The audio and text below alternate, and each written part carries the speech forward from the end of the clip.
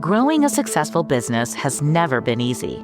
But whether you're navigating a complex industry or trying to reinvent one, our breadth of banking experts are here to collaborate on market-proven solutions. At KeyBank, we're built to grow with your changing needs because we're not just here for the business you are now, we're here for the business you'll become. Reimagine business as usual. KeyBank opens doors. Learn more at key.com/B2B. Trading at Schwab is now powered by Ameritrade, bringing you an expanding library of education with even more ways to sharpen your trading skills. Access new online courses, insightful webcasts, articles, engaging videos, and more, all curated just for traders. Plus, guided learning paths with content designed to fit your unique interests. No sifting to find exactly what you need so you can spend your time learning to trade brilliantly. Learn more at schwab.com/trading.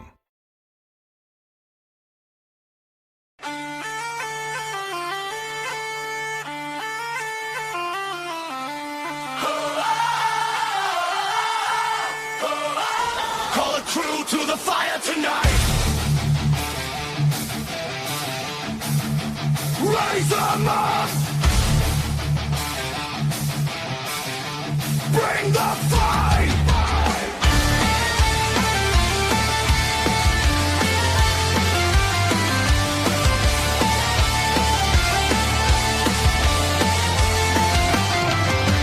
Boats hit the floor and the night it ignites.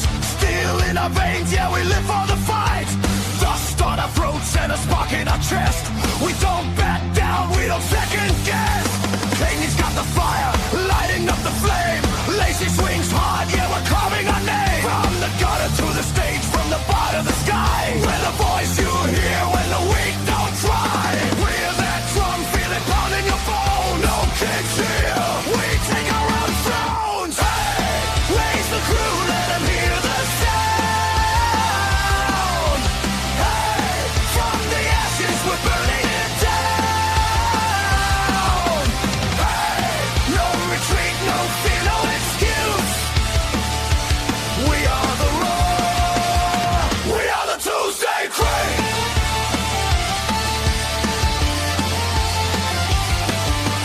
Pinks in the air and the chaos grows. Stories get loud where the wild wind blows. We're scars and grit, yeah, we paid our dues. Now we're kicking in doors with nothing. Voices collide like a runaway train. Laugh through the struggle, dance through the pain. If you're standing with us, then you already know. We don't follow lines, we just steal the show. Feel that fire ripping straight through your chest. This ain't a game, it's a war cry test. Hey, raise the crew, let them hear the sound. Hey, from the ashes we're burning it down. No retreat, no fear, no excuse. We are the roar. We are the Tuesday Cream.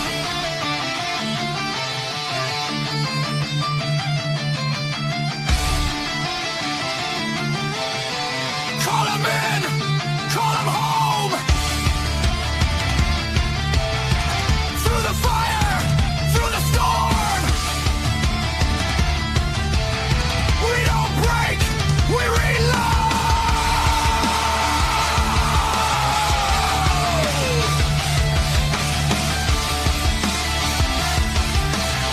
We don't kneel, we explode.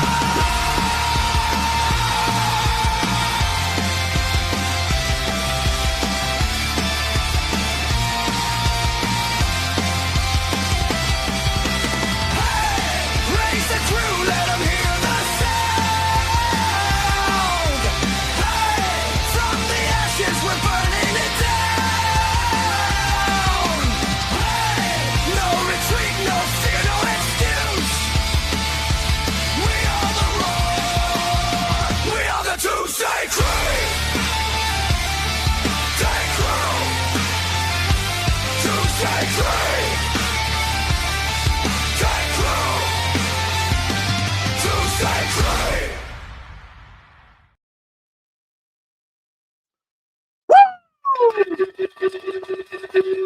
Misfit Nation, are you ready? Hey, tonight we slammed that door on May and kicked open the gates to June. A new month, a fresh start, a new opportunity to chase goals, build momentum, and stack victories one day at a time.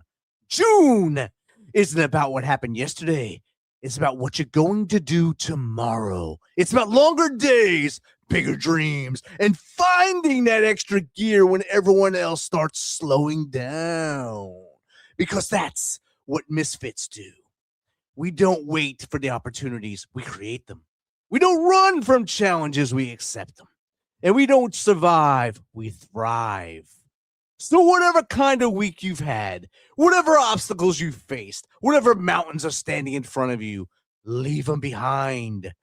Because for the next hour, we're bringing the energy, the laughs, the stories, the inspiration that make Tuesday nights unlike anything else on the internet.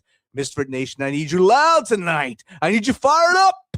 I need you ready to welcome a brand new month the only way we know how. So make some noise for Jake on his own, who's bringing grit, the passion, the brotherhood, and the chaos this week. Steven, have fun on your flight. Thanks for being here this weekend. The Tuesday Crew. Let's welcome it in, Jakey boy.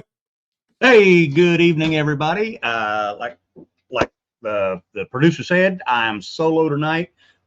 Steven spent his weekend with his brother Rich at the Firecracker 400 in Nashville, Tennessee. It was exciting on TV. I hope it was just exciting being there at the track. We wish him safe travels on his way back to New Jersey, and you will see him on here again next week. Hey, it's been a great June so far. We're only 2 days in, but I feel like I've got a lot accomplished. Almost didn't make it to the show tonight. I was out changing oil and greasing my tractor, so and lost track of the time. But hey, I'm here, and so I say, hey, welcome back to the Tuesday Crew. And you know, as always, we are a part of the Misfit Nation. We welcome all misfits out there. If you're out there, remember to like and subscribe, because every button you push helps us reach more folks. And we really appreciate all the support that you've given us throughout the years. Now, tonight, we're going to be joined by a man who understands leadership from both the front lines and the boardroom. Andrew Garcia is an active law enforcement professional, detective, entrepreneur, and founder and CEO of Syndicus USA. His story is one of resilience, service, education, innovation, and an unwavering commitment to excellence. As the first in his family to graduate college, Andrew transformed his passion for public service into a mission-driven company focused on advancing operational readiness and public safety solutions. Tonight, we're going to go beyond all titles and positions. We're going to talk about leadership, sacrifice, entrepreneurship, adversity, and what it takes to build something meaningful while continuing to serve others. Misfit, let's give a huge welcome to Andrew Garcia. Hey, Jay. Hello, Andrew. Hello, how are you? Doing good, doing good. How are you doing this evening? Good, sir. Just be happy to be alive another day and working hard and doing the Lord's work. Hey, you know what? Being alive another day, that first thing when you open your eyes, you know you've got something to be thankful for. Oh, absolutely. Absolutely. Hey, I gave about 5 cents worth of your biography. Why don't you fill the Misfit Nation in on the other 95 cents? Start from wherever you want and bring us up to today. Tell us who Andrew Garcia is. Absolutely. And again, thank you guys. I appreciate you guys for having me on. Like Jake mentioned, my name is Andrew Garcia. I grew up here in Southern California. Unfortunately, not the funnest state when it comes to certain things, but nonetheless, it's home. I grew up here in Southern California, went to school out here, went to Don Bosco High School. It's a technical high school, engineering high school. Back in the day, it actually used to go for 5 years. You would do 3 years in high school, get you the high school diploma, and then 2 years for your AA in science and engineering. I loved that. It was a good time. I ran track in high school. I was fortunate enough to have the opportunity to run track. I was a pole vaulter. I love physics, obviously, and science. So I was a pole vaulter, got to do that. In college, went to school in Boston, went to Worcester State University. and then ended up getting my undergrad in criminology and Spanish for the professions.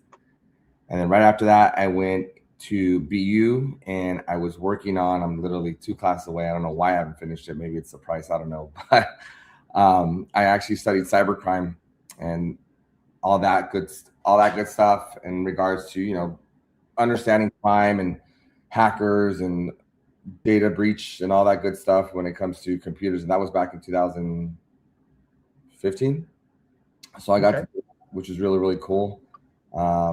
I actually entered the academy in 2013 for A agency here in Southern California. It's probably the largest in the country. So if you do a Google search, you'll be able to figure that one out real quick.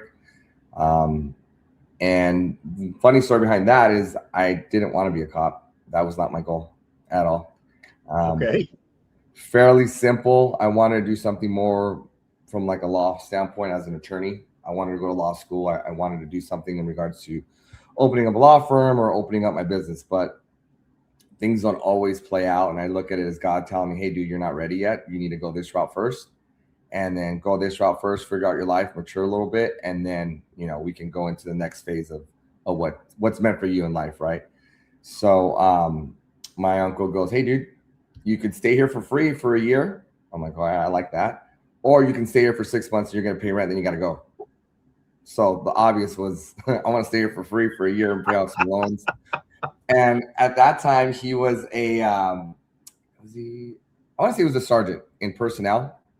He's like, look, as long as your record's clean, which we know it is, you can get past your background, you get past your polygraph, all that good stuff. That's all on you. You should be in the academy, no problem. And I graduated college in 2013, my undergrad, and jumped right into it. Was in the academy within 2.5 months of graduating, which is great because I had just come off of track season my senior year.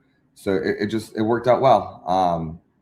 Ended up, you know, loving it. Did custody and patrol and had a good time. Understood what it was like to be a police officer, I guess, or lack of better terms. Understood the no vacations, no holidays, none of that good stuff because I was a young guy. Night shift. Yeah, night shift. And actually, you know what? I really liked night shift. Night shift was pretty fun. I don't know. It was just that excitement, that rush. You know, you're waiting for that computer to give you the next call, and or you're just keeping your observational awareness out there, and you're seeing crime literally happen right in front of you, especially here in Southern California, which was actually really neat. Taught you a lot, and it taught me a lot about myself and what my capabilities are. And every time I did something, I was able to grow and grow on top of that, and really structure how I was as a police officer in the field, which was great. It was awesome. I mean, I can't thank my uncle enough for that one. That was a good experience. And then I want to say in 2021, that's when everything kind of changed. So in 2021, I got into a really bad fight at work with the suspect. Just to save you guys the cinematic, dramatic punchline, I ended up tearing a rotator cuff. I tore 5 tendons in my hand, severed my tendon in my thumb, tore my bicep, damaged my ulnar nerve, and then damaged my elbow on my right arm, which is my dominant hand. And that was pretty much, yeah. Guys on PCP are not very nice, to say the least. No. That was, I mean, just to describe to you real quick what this guy did not feel. There was 4 of us fighting him, and it felt like it was us fighting 100 guys. Like it was insane. He just was so high, and he was just gone. Didn't know where he was at, perception, strength. I mean, and we fought guys before on PCP, but this one was obviously the worst one. To the point where we had, you know, deadly force was authorized, and we just couldn't. Like it was that bad of a fight that we couldn't even reach our weapons. Like it was just a really, really bad day. Fight lasted for about 2 minutes plus.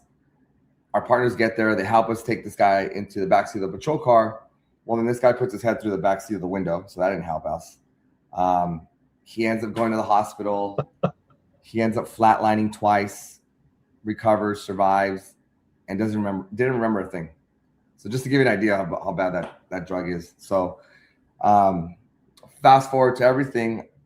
I was injured. I was at the hospital, and I was like, man, what am I going to do? Like, yeah, I have my degrees. but this is my right hand. This is my shooting hand. What's going to happen? So I had my 2 surgeries on my shoulder and my hand. The doctor was like, we don't think you should go back to work. I'm like, you're funny. There's no way. What am I going to do? I'm not going to go back to work. Yeah, you're out of your mind. Like, I got to do something. They're like, no, well, you need to take the year off. We need to recover, do this, that, and the other. I said, okay. And I did that, and I got bored really quick. And I'm like, what if I can't go back to work? Is what was really going through my head. Because you're sitting at home Monday through Friday for a whole year, and you're pondering like, okay, I can only clean the house so much. I can only watch so many Netflix movies. I can only play so many video games, and I can't invite anybody over because they're all at work. So what am I doing? I'm stuck in just pondering and thinking. So that's where the idea at the time came out to, well, you know what? I want to start a business. At first, I wanted to do a gym. That was so close, yet so far it fell through. I was like, man, this sucks. And then my friend introduced me to my old partner, and my old partner was like, hey, I could build guns. I was like, okay, cool. Here's, I don't know, $1,500, build me a gun. And he did. And we actually went out to the desert. We put a string on a fixture with the gun set on top so it wouldn't move. And it had 3 rounds in it. And my partner at the time was like, what are you doing? I was like, not that I don't trust you, but we're going to shoot this from behind my truck by pulling the string. I love guns, but I'm not ready to put my hand, seeing that I already almost lost my arm, I'm not ready to put my hand in that trigger well. And I remember pulling the string, and 1 round went off, and that was our whole day. We were so excited. The gun didn't work after that. We had no idea what we were doing. I'm like, all right, cool, it works. Let's find out how we're going to fix this. And I get home, and I really start to ponder. I'm like, okay, I've always wanted a business. What if something doesn't happen? I love my guns. I love owning them. I love, just shooting in general. Let's see what we can do. And that quickly grew. During COVID. We ended up going from 1 gun to 3 guns. On the 3rd iteration of the gun, we ended up figuring out what the issue was, and we actually got the gun running a full magazine, no problem. And we started off with an AK-47. And at first, we chose that gun because I was like, okay, market vulnerability, it's scarce, everyone has an AR. I'm not ready to do pistols. Let's just see where we go with this. So we ended up naming the company Brammer Armory. So I'm like, okay, cool name. I was like, all right, my partner picked it at the time. I was like, hey, look, to start off, I'll fund it. I'll put the money up. We'll go 50-50. I'll take the risk. I already see proof of concept. Let's see what we can do. So I went into it blind. I was learning sourcing and all kinds of good stuff, bookkeeping, everything you don't want to do, all the stuff that isn't fun but is fun in a sense. Mm-hmm. And, I was like, oh my God, what did I get myself into? Well, then I was like, wow, like anything else, I might as well just dive into this and see where we go. And I did. I started making phone calls. People started buying guns. Hey, I need 10. Hey, I need 10 more. So I'm like, okay. So they're like, hey, I need your FFL and this, that, and the other. So we did everything right. Everything was obviously, the way it was supposed to be legally and all that good stuff. That was the easy part, believe it or not, doing the ATF and the DOJ in California, believe it or not. Yeah. The hard part was understanding how to source stuff. I never knew. At one point we had, hey, we need 50 guns this month, rifles, AKs. It was me and my partner. And I'm like, we have a shed in the back of my house that'll barely fit us, and we're building guns in there. And I'm like, yeah, we're going to have to move to the living room and the kitchen and dining room. Like, this is not going to work. So I have a picture, and I wish I had it so I could show it to you. I literally have a picture.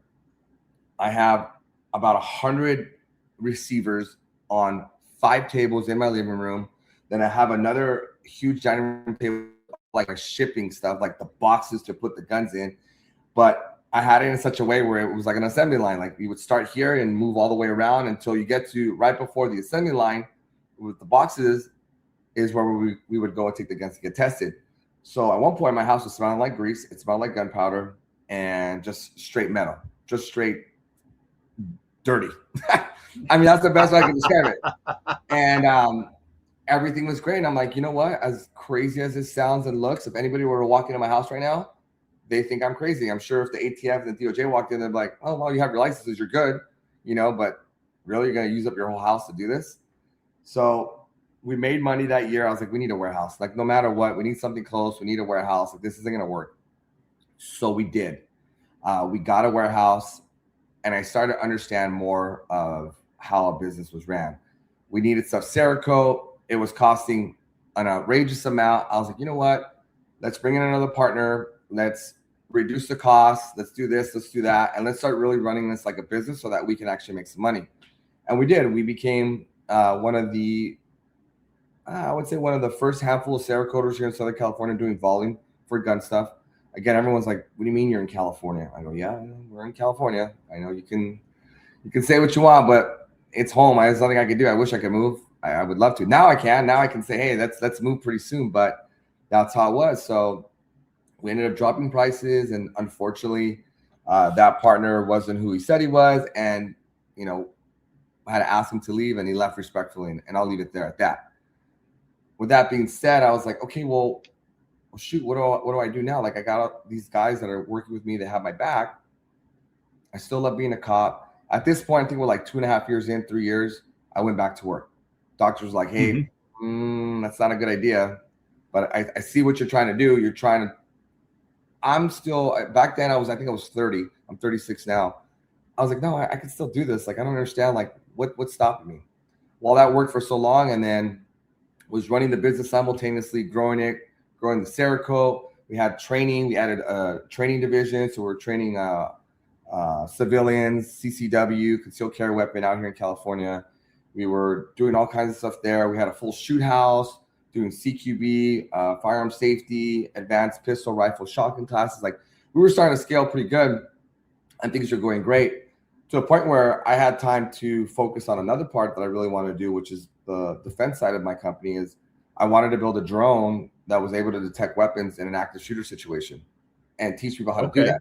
And we did. We were successful. We built a drone all the way to the point where I was able to put it on a small drone and a big drone, and we were able to detect a pistol from 40 yards and a rifle from 40 yards, and able to send a message to whoever the officers were in that area saying, hey, there's a gun at station level, whatever, right? Or section, whatever. Okay. We'll send them a text and a picture, along with real-time mapping, 4D and 3D mapping of the area, so officers would get a full rendering of what they were going into, if it was a school, building, or business.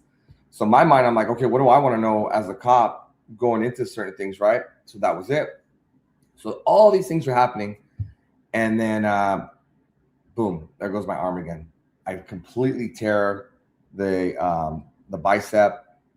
I don't know how I did it, to be very honest. The doctor was like, dude, it's very fragile. This is going to happen. It's not if, it's when. I'm just letting you know. Wow. And he wrote it on the report and everything. I'm like, yeah. I work out a lot. I'm good. I'll just build the muscle around it. It was just inevitable. And at that point, I was just like, well, this is a sign. What am I going to do? I did my calling. I was promoted to a detective. I did that for a while, and I loved it. I really, really did. I loved not only solving crimes, believe it or not, but understanding where people were coming from, understanding the dynamics of a crime, and also understanding that sometimes not everyone's guilty either, which actually was a really cool part for me, because I was able to, there was a handful of crimes where the people that were arrested, after doing some digging, after doing some research, part of that was what we're known for in this country is, serving justice and understanding justice, right? Not everyone's guilty. And if I can solve that before it gets to the courts, and that's exactly what I want to do, right? If someone is or has the ability to live a free life and all the evidence and facts are there, then that's my job. There's no reason why we should detain someone that isn't a criminal versus someone that is. And I just love doing that. And, when I got injured the second time, I was like, okay, what am I going to do? We're still building guns. We're doing great training. We're doing great Cerakoting, all kinds of fun stuff. And I'm like, there has to be something else. And if I'm getting injured, there's a purpose here. I can't help the public. How do I help my partners? How do I help the country, other officers, first responders, military personnel, so on and so forth? And I made a lot of friends. One of my great mentors, many of my great mentors, but one in particular is Nate Holvarth. He's the former CEO of Staccato. He's now with Sons of Liberty Gunworks. He's been a great friend of mine. He's helped me out through a lot, not so much specifically in a gun, but more just the ideology of running a business and what it takes from a business standpoint. For those that don't know, Nate was more business oriented before he went into the gun world. And Okay. that's where his strengths are at, right? And he's just a very humble family man, and I'm grateful for his knowledge of business in itself. I have another friend, Dr. Sean Kilashadi, here in Newport Beach. He's one of the best plastic surgeons on the West Coast, and again, same thing for him. Not so much his plastic surgery, because I'm not a doctor, but his mindset on, he's an entrepreneur. He wasn't born in this country. He came here. He took advantage of what this country has to offer, gave back to this country, and then worked his butt off to build a very successful business now. So these mentors, plus many more that I can talk for hours on, really kind of gave me an idea. I'm like, well, what do I want to do? Let me build a pistol, because that's where I see the discrepancy and where the issues lie with our department, with our officers, with many other departments, of giving them a tool that's much more accurate, much more reliable, and potentially being able to save not only the public, but also save their lives in their worst day, like mine, right? I didn't get to use my weapon. Thank God I didn't. There's a reason why. And I'm grateful. I'm glad that I'm alive. I'm glad my partner's alive. And I'm even glad that this guy's alive. Hopefully his life changed, right? So with that all being said, I was like, I want to build a pistol that is not going to fail. Now, nothing's perfect. I understand that. Mm-hmm. But if I can put that pistol through its paces as hard as I can, and it fails during testing, and I'm able to understand why it fails, rectify it, and then get it out in the field, then I've done my job. And that's what we did. We came up with the Cryptic. It's a 1911 DS. It's a 4.5-inch pistol, made for duty, steel slide, steel barrel, aluminum frame, polymer grip, RMR, has front rear sights, everything you would want for a duty gun and more. It was just approved a few months ago for a small department out here in California. It's called Port Waimini. If I'm saying that right, people are going to make fun of me. They approved it for duty use. I know I always screw that name up. And then just most recently, I don't know how much you guys know about California, and I'll just kind of give you a 30-second rundown. There's a sheriff called Chad Bianco. He's running for governor. Today, coincidentally, is election day here for our governor and LA mayor and a couple other stuff, obviously, for the state. They, Riverside County Sheriff's Department, where Chad Bianco is the current sheriff at, it's the 4th largest sheriff's department in the country, and I think the 2nd or 3rd largest in California. They have about 4,800 to 5,000 officers. Wow. They've been testing our gun. Yeah, it's huge. They've been testing our gun for over 100 days, and I got a text personally from him last week saying that, hey, congratulations, I approved your gun for full duty use, which was huge for me. After being everything that I've gone through, everything that I've experienced, me and my team have experienced, my family, I was just like, hey, we just got approved. And I got a text from the sheriff, and here it is. And this is what he's saying. And it was probably the most fulfilling moments of my life. And understanding adversity, right? Like you're getting kicked in the ground while you're on the ground. Things are happening financially, emotionally, physically, mentally. I don't understand the concept of giving up. And even when I feel it, I just shut that part off of my brain. I just put myself on autopilot so I can kick myself back up and just get back to work, right? So in a nutshell, that's where we're at today. And what I've done with, not just the help of my team, but my family and my friends. And I've just been able to do something that I really want to do. And I'm hoping that, I just got back from Miami yesterday. I was testing with some SWAT teams out there, talking to different departments. They have this new program that's actually really cool in Florida, where it's called the Guardian program. There has to be an officer or security guard in every school. And one of the bigger private security companies was able to test my gun and say, hey, we really like this. We want to move forward with some more testing and possibly some purchases. So I'm a big component or a big believer in everything happens for a reason. I'm very grateful for where I'm at. I'm very grateful for what's, unfolding in front of me. And I'm very excited to see where the future is going to hold. There's so much more. I just started another business too, complete opposite, about a year ago with my other partner. So we're moving on that too. So it's been a roller coaster, but I can't let one situation dictate the rest of my life. I just got to keep pushing forward and staying positive. Yeah. And I tell you what, first of all, I commend you for being injured as bad as you were. And then having the initiative of, you could have sat back and said, you know what, I'm going to sit back. I'm going to collect my disability and do whatever. But no, you didn't do that. No. what am I going to do? Well, hey, let's start a company while I'm having my off time. And then went back to work. Not only went back to work, became a detective. And I got a question about that here in a minute. But yeah, I mean, that's amazing.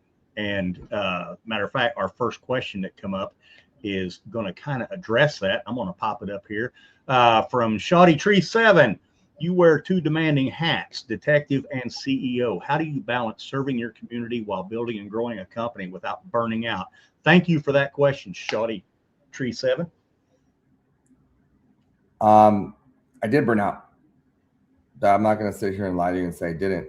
I had to learn the meaning of delegation. I had to. When I'm at work and when that uniform's on, I don't focus on my business, as hard as that is. And that was the hardest thing for me to do. You can't, like, if you and I are partners, Jake, and we're in the same car, how do I give you my full time and attention as your partner if I'm focused on something else? And that was the hardest part, because once you're in that car or we're working undercover or we're doing something in regards to helping the community, that's priority number one. If I'm at work there, that's the first priority. It just is what it is. It's what I signed up to do, per se, as cliche as that sounds, but it's also, I'm there for you as well. You're my partner. So I have to focus on that. So it was really hard, because when I got off of work, whether that was on time, which was never, and or when days that I didn't work, I had to do double, triple the work, because I had to play catch up. I had to see what I missed. I had to, return phone calls, return emails, and I felt dumb, for lack of better words, because I felt like I wasn't fulfilling to my customers or the people that were trying to reach out to me. And I was trying to get them to understand, like, I'm a detective and I have cases and I have court, unfortunately, but I'm also running a business. So one of my growing pains was learning how to delegate to my team. And finally I had to ask, I'm like, hey guys, I need you to handle this. I need you to do this. I can't do it during the day. I'm physically not in the building. You guys got to handle it. And thank God I have a handful of people on my team that stepped up, that were able to help me out, that recognized the things that I needed to do, that started learning a lot of the things, compliance work. Chris handles my Cerakote work, and so on and so forth, of how that all ended up working out in a good way. But this is one of those instances where I had to fall and falter to understand where a weak point was at and accept it, and then figure out a solution. As one of my good friends says, problem and solution. Problem is I was burnt out. Solution was learning how to delegate appropriately and still learning to navigate through this wonderful career and the business. All right. Now I got a question here before I go to the next one that just popped in. How big's your Cerakote oven? Our oven? We have two. Okay, we have two ovens. They're both 6 by 8. Okay, because my brother-in-law, was a part owner in a gun store, and they did Cerakoting and gun coating and all that. Started off Cerakoting with a household oven. Yeah, a lot of people do. They either retrofit it or have a household oven. Yeah. Yeah. Okay. But yeah, I just had to ask how big your oven was. Okay. We got another question in here from Lunatic Man Southside. As the first person in your family to graduate college, what obstacles did you have to overcome, and how did those experiences shape your leadership style today? Very good question, Lunatic Man. I'll be very honest with this one too. This one's actually pretty funny. I actually got this from my family. Oh, so you're too good now? So you're going to leave and go to school and not stay here and take care of the family? It is a common Latin perception that the kids take care of the family. Now, with all due respect, I totally believe in taking care of your family, being a family man. But the question I posed to them was, well, what did you come to this country for? To give yourself a better life and a better opportunity, and in hopes that your kids would have an even greater opportunity to succeed and take advantage of. I was born here. I was born in Whittier, California. So for me, it was like, well, why would you even ask me that? That was one obstacle. Second obstacle for me is I went to school in a very low poverty area. I was very fortunate enough to go to a private school. And believe it or not, I had a teacher that told me, she goes, well, what do you care about going to school? You're just going to get married, have a couple of baby mamas, and that's it. And I'm like, wow. This is in 7th grade, by the way. This, I remember it very vividly. And I looked at her, I'm like, I don't understand what you mean by that. She goes, you're wasting your time. I said, okay. I go, well, my grades don't reflect that. She goes, well, yeah, it's pretty easy. You'll see when you get to high school. Okay, fair enough. Obviously, to me, that was just I didn't know how much of a fuel that was going to be for me. And it's been a big one for me. I went to high school. I went to Verbum Day. It's an all-boys Jesuit high school first semester. My mom tried to tell me because we didn't have money, I had to go there, blah, blah, blah. They gave me a scholarship. Great high school. A high school is actually an all-boys Jesuit high school in Watts, California.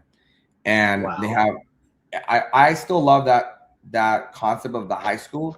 I was there for a semester. They have what's called a corporate work study program, which you actually go to work once a week and a full week at the end of the month in a real either Fortune 500 company or some huge company. It was great. Obviously, I wanted to go to Bosco Tech. I got accepted. I got the opportunity to go the second semester, and I took it, and that was the engineering high school. Same thing, it's my family question, like, okay, so school, you're going to leave. You can't go to school out here, so on and so forth. So to answer that question more directly, I actually had a lot more issues with my family than anybody else because I wanted to step out of my comfort zone and go to school 3,000 miles away. And the way you just handle that is you just got to do it. And at some point, you have to say, I'm sorry. I love you, but I'm sorry. I got to do this for myself. And you got to understand. And if you don't, I don't know what to tell you. And I think once you explain that, you having a better education will enable you to help take care of your family better in the future. Oh yeah. It's a hope of mine to be able to do that. Without a doubt, my dad, I'm the oldest in my family. So my brothers and my sisters, like, that's the goal for me. But it is a hard question to answer because I have to think back of like, man, that's right. They did complain and question why I left, but I had to do it. It's something I had to do as a man, as someone that wants to grow and build a future for myself. So I had to. All right. Now, you discussed how being in law enforcement and being a CEO, you have to delegate. Now, what are some other leadership lessons from law enforcement that you can directly take into business? You have to be what I loved about the academy, what I loved about field training, and even as a detective, in all of those things and in all aspects of life, you have to be able to take constructive criticism. Okay. You have to be able to take it. Some of it's going to be good constructive criticism.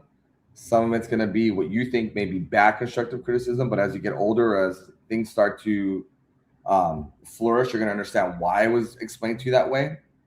And unfortunately, sometimes it's just going to be hate constructive criticism.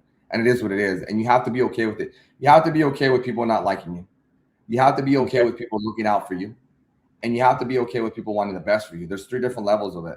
And unfortunately, the people that don't like you, you have to learn how to filter that out. And I think that's the biggest hurdle as a CEO, as an individual, as a person, as a human being, is we grow up thinking and caring about what other people think and for what. Because once that conversation is done, they go back to their merry way, living their life, going to their house, hanging out with their friends, going to work.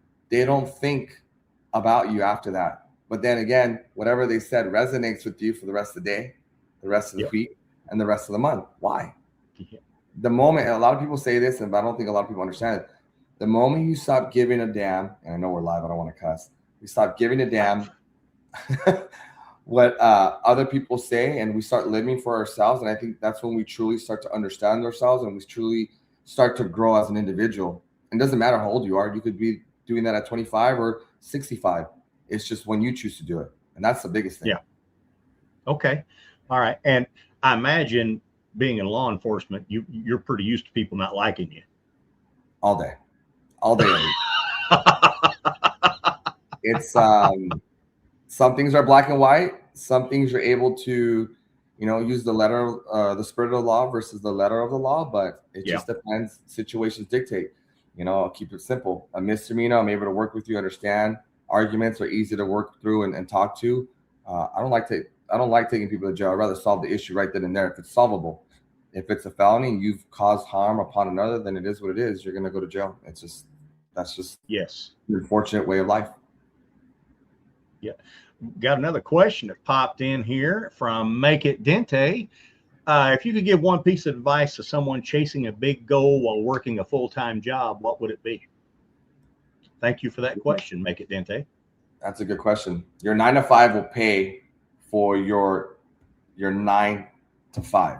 So what I mean by that is you working your daily job and understanding you have to pay bills. You're probably you either have a family, you live by yourself, you have a home, you have rent, whatever it may be. You have to sustain that.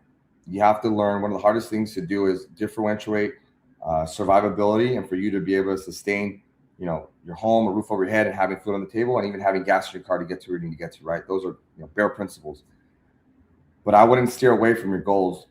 If you want something bad enough, I've always told people, I don't give a shit what anybody tells you. If you truly want something bad enough, you go after it. There is no excuse. I was poor. I was living in a back house. First to go to college in my family. First to go to college. That's a great storyline. But I can have that storyline and not do any of that. I don't have to be self-sufficient. You have to want it more than anybody else. And even in the worst days, and it's so easy to talk about the great stuff, but I'm going to tell you something, that if you're going to go after this goal, you need to recognize the bad, which is the days that suck, the days where you're tired, the days where you think that you can't keep going, the days where you look at your bank account and you're negative back to back to back. Those are the hard days, and those are the days you really have to understand why you're doing what you're doing, and you have to truly believe in it and have a plan. I don't know how to give up. My motto is never give up, never back down. That's just me, and that's the advice I give to you, is if you can differentiate that and you can get through what I call the suck and wake up and keep going, then you're gonna get through it eventually, because we've all been through ups and downs. Unfortunately, I wasn't born into money. This would probably be a lot easier, but hey, things happen. You got to make things for yourself happen. No one's going to do it for you. Nobody. No one's going to say it. Awesome. Nobody's going to do it for you. Now, you've been in law enforcement for a while. Mm-hmm. How has law enforcement changed over the last decade? A lot. I would say just from 2013 to 2023, we've had a huge paradigm shift in law enforcement, from transparency to overall understanding of law enforcement as a whole. Understanding law enforcement from a technology aspect. I mean, it's changed in every section of law enforcement. And I believe it's changed for the negative, in the sense that we're so scrutinized that, one, people are not signing up to be a police officer or deputy sheriff. Two, people that are either taking an early retirement, or they're comfortable where they're at and they don't want to leave. And three, they're scared of doing their job if they're doing the right thing, because there's always bad seeds in every job. But the ones that are doing the right thing are scared of being scrutinized, sued, arrested, and having their house, cars, and 401k taken from them because they made a split-second decision that, in that state of mind that they had, they thought the threat was inevitable. They make a decision like they're trained to do, and they do everything right, but yet they get sued. They see the family of the suspect get billions of dollars, and they're still getting their $130,000 salary a year, and it doesn't make sense to them. And it's really hard to decompartmentalize that and say, well, I'm just going to keep going. And then when you go and the higher ups, they talk to you and they don't have your back, or they used to do what you did in a less scrutinized time, and now they see it scrutinized, they're just harping on you. I'm going to write you up for this, I'm going to write you up for that. The deputies and the officers, it's all across the board, all across the country, are like, well, that's not fair. Well, times have changed. You need to get over it.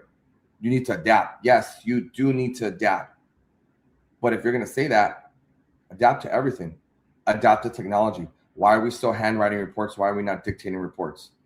Why are we not using AI and special technology to advance our time as detectives, to speed up our time? You still need that human element, but why, if you're telling us to adapt to the times, working overtime, mandatory overtime, 120 hours extra a month, why aren't you giving us the tools to do that in the most effective and efficient way, where we're not staying up 5-6 days straight, 18-hour shifts, and then something like a natural disaster happens, And now we have to stay an ordered, 22 days on, and we're breaking our own policy because it's a state emergency. I know that's what we signed up for, but give us the tools to work with us. That's the hardest part, is the paradigm shift in almost every aspect of law enforcement, from management to technology to equipment to overall morale. It's probably one of the hardest. We could do a whole podcast for 2 hours on that. I won't even tap the smallest thing on that, unfortunately. But that's just an overall view. It's just unfortunate with the times when we've changed, I think, for the worse and not for the better. Well, I tell you what, just from me, and I'm sure the Misfit Nation, thank you for what you're doing out there. Appreciate that. And speaking of that, we got another question. This is from Bama Sucks 9. When people look back at your career 20 years from now, what do you hope they'll say about the impact you made through service, leadership, and Syndicus USA? Thank you for that question, Bama Sucks. I want people to see that I left a tool for them to use and upgrade on. What I mean by that is I want to set the stage where I built something, whether that's training, whether that's training someone at work, training someone at my company, building, designing, patenting something that's going to be useful. I don't want it to stop there. I want people to say, hey, look, this was the stepping stone that Andrew left, whether that was in law enforcement, whether that was in AI, or whether that was in manufacturing weapons for individuals, right? I want them to say, hey, he may no longer be here with us. God forbid, I hope I am. But I want them to take those tools and advance on them, work on them, and do better. My goal as an instructor, as an educator, as someone that's there for the community, I want people to do better than I did. I want people to advance. I want to leave a path of tools that people can take and upgrade and better their lives. That's the whole goal of being a police officer. One is to help the community feel safer and let them better their lives. As an entrepreneur, as a CEO, is to leave a foundation for the next person up in line. Hopefully my company grows like Winchester or Glock or these major companies where they leave stepping stones for other people, not only to grow and advance, but to survive off of, give their family chances to, hey, I work for this company. I'm able to do A, B, and C, right? I'm able to take care of the things that I have in life. And that's what I want, I guess, for lack of better words, my legacy to be, is to leave a platform for people to grow off of, to build off of, a positive one that's going to actually take them on another level and push the limits, push their engineering, their ideology, and anything else that I can help them with, even when I'm gone, and even when they're gone too. That's the goal, right? It's the footprint that we leave behind that sets everyone else, hopefully, for success, is what we're ultimately after, right, as a human race. That is, I'm going to use that, if you don't mind. Oh, absolutely. Go ahead. Go right ahead. Hey, in case you're just joining us, we are talking with Andrew Garcia, and he is the CEO of Syndicus USA. And if you're just joining, rewind it and watch it through. Andrew has an amazing story. He's doing great things out there. And keep those questions coming. And I've got a few more here. Oh, first of all, I want to ask you, so if, let's say, Jake wanted to buy one of your pistols that you are selling to the law enforcement out there in California, how would I do that? Or can I do that? In California, you cannot. So I have this pistol reserved for law enforcement only. There is an exemption here in California called an SSE, or a single shot exemption, which ironically, I was part of one of the guys that actually made the single shot exemption happen here in California. But I'm not allowing that in California. I don't want to go down that route. I'm very hopeful that we'll have a change tonight. I'm praying. I've been positive about it, that we're going to get rid of a lot of these laws.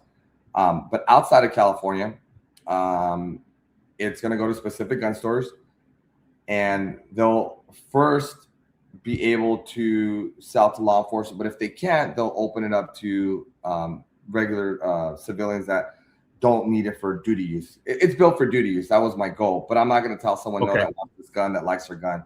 Just the only hard no is going to be here in California because of how the laws work. But if you want to do, we're not going to have it on our website till the end of the year. The first shipment of guns do go out at the first week of July. And we're allocated. We're going slow, very smart, strategic. When it comes to stores, we'll have 50 guns allocated every month for the whole country. And we kind of did that on purpose. Okay. We've done a lot of R&D and testing. So the first couple of guns are probably going to go to Hawaii, California, New York, Miami, South Florida, Nevada, and Arizona. So that's where the first will be. But those stores can sell to other stores across the country as well. If someone else wants it and say, hey, they have it. We're hoping by next year in January, we're able to expand that by 2-3x. Where it's not going to hinder is if a department comes and says, we want to order 1,500 units, well, we're ready for that. We can do that. That's not an issue. And that's the primary mission, is to provide them first and then service the consumer afterwards. All right. We had another question come in here. And, well, before we get to that, hopefully it comes to that and, somebody can get their name on a waiting list or something from somewhere and get one, because I kind of like collecting my handguns. I mean, if you don't mind, I can show you. I just don't know if I can put it on the screen. Don't do that. That's why I asked, because I know already. I already know. We've done that before, and we're like, oopsie. Yeah, probably better not do that. But hey, we got another question here from Sergi Callum. Every misfit has a story. What challenge or setback in your life turned out to be one of the greatest blessings in disguise? That's a very good question, Sergi Callum. I think that second surgery. The second surgery pretty much solidified what my next path was, and I had to commit to it, and I am.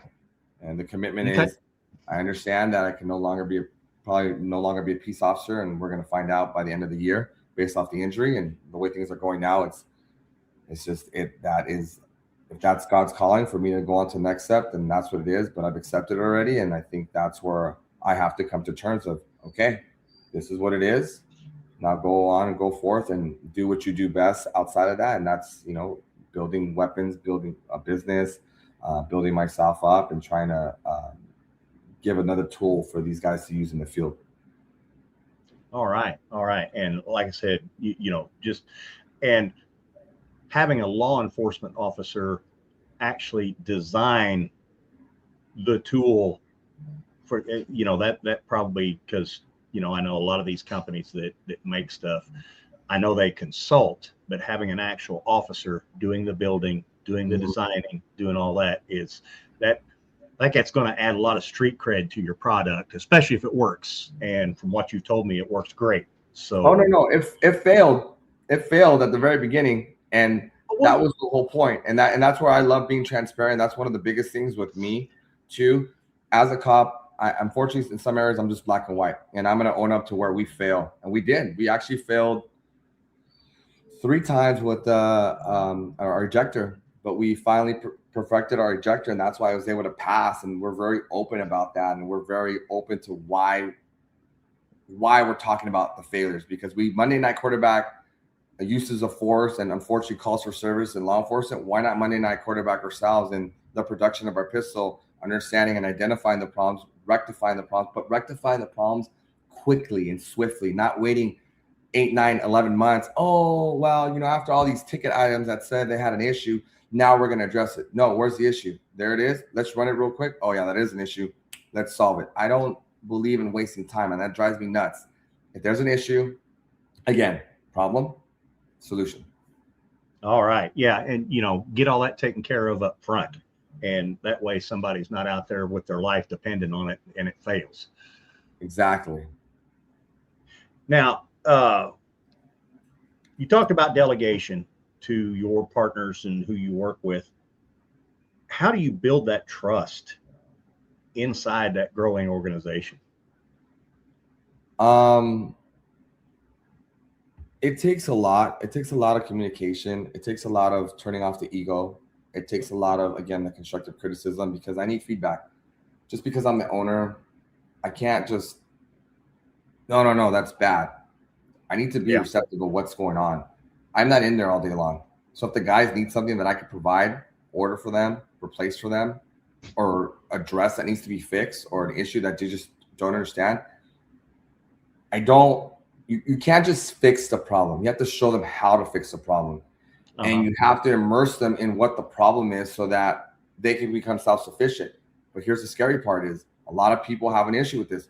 Oh, Andrew, that's dumb. Why would I do that? I'm giving them our trade secrets, blah, blah, blah, blah, blah. Well, if they're your business partners, you better be telling them what you're doing, because that's how you build trust. And that's how me and my partner Chris are. He's my business partner. He has a very good way of training. I like how he trains. He's very solid on it. And he's really good at explaining stuff. At the beginning, I wasn't on how to do stuff just because, I'll just do it because it's easier. And it's like, no, dude, you have to explain how to do certain things, because look what happened. I got overwhelmed and burned out. And he's like, you never taught me how to do it. I'm like, I'm doing triple the work now. So turning off that ego switch, humbling yourself, and understanding that you're not Superman, just like I do at work, right? I can't handle every call for service. Same concept as a CEO, as an owner. You can't do everything in 24 hours. But if you have people that are willing to be there and help you out, then you need to take the time to invest in them and say, let me teach you and let me show you. They're going to ask a couple times, but eventually they're going to get it and be able to work on their own. And you have to trust that they're going to do that. Because if not, then how do you let go and delegate? You can't. And I think that's a big issue for a lot of people. And it's a ongoing issue that you'll always have to work on. It's part of life and part of business. Yes. But like you said, communication is key. Yes. Yeah. Well, Andrew, this hour has flown by. Oh, wow. Yeah. Sorry. No, man, you have an amazing story. I love it. I will probably, well, I know I will go back and watch it again just so I can pick up things that my addled brain probably missed the first time you said it. But this has been great. And I wish you and your partners, I wish you all the success in the world. Thank you for doing what you do. And we got a few questions. We got a few more questions for you before you leave, though. First of all, if somebody wants to get in touch with you, maybe for some tips or whatever on how to grow a company, or maybe some insider tips, how do they get in touch with you? So the best way, it'll be my email address. It's Andrew at Syndicus USA, and that's SYNDICUS USA. You can shoot me an email. I'm pretty responsive. I'll respond within maybe 2 hours if I'm not busy or doing something. I'm apologizing now. We're working with AI. I'm really deep into AI. So if you get a response, it'll be a quick response to acknowledge the email, but it's also it's learning how I respond and how I think. So you might get that. Another way is our social media. Right now we have Syndicus Def Corp. So the name SYNDICUS DEF CORP, and that's our social media platform. Those are the two main ways. We're business entrepreneurs that are on LinkedIn. I'm also on LinkedIn under Andrew Garcia, and then it shows up Syndicus USA as well. So you can go there and do on any business related questions there too. So either of those three platforms are the main ones that I'm on. And if it comes to a time where one of you guys wants mentoring and counseling, I haven't done that yet as far as the business side, but I'd be more than happy to. And then at that point, I'll give you my number and we can talk on a different scale. Okay. All right. Now for the hard one. And we ask this question of all of our guests. What three things does Andrew have to do every day that are non-negotiable? Has it matter just in general? just in general. What when your feet hit the floor, what three things do you have to do every day? Well, jokingly, I have to go to the office every morning. I think that's all. Okay. My dogs. Gotta okay. Take care of the dogs, with some form or fashion. What kind you got? I have a Siberian Husky and then 3 German Shepherds. Wow. High energy, high drive. Yeah. Okay. Sorry for cutting you off. What was number 2? So that number 2, right? I think that is that. And then the other thing that I do, unfortunately, and this is just part of my world, is my emails every morning.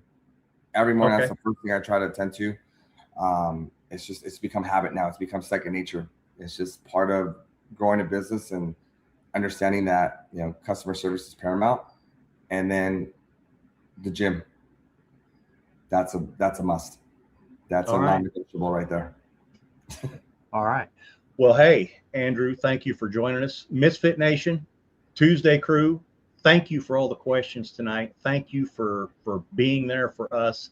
And remember, if you're out there and that darkness is creeping in, there's people out there to help you. Get on that phone, dial 988. If you're a veteran, hit option 1, and there's somebody on the other end of that line that will help you. They will get you the help that you need. If you don't feel like doing that, get on that email. Send us a message at the Misfit Nation, Jake at the Misfit Nation, Steven at the Misfit Nation, or info at the Misfit Nation. Drop your name in there and we will contact you, because tomorrow will not be as beautiful of a day if you're not in it. So we want you to be here. We love you. And Andrew, thank you again. And yeah, you have an amazing story and you're doing great things. Keep it up, and I hope you have great success. Thank you, Jake. Thank you to you guys. Appreciate you guys greatly. You guys as well. Yeah. And Tuesday crew, Misfit Nation, we're out.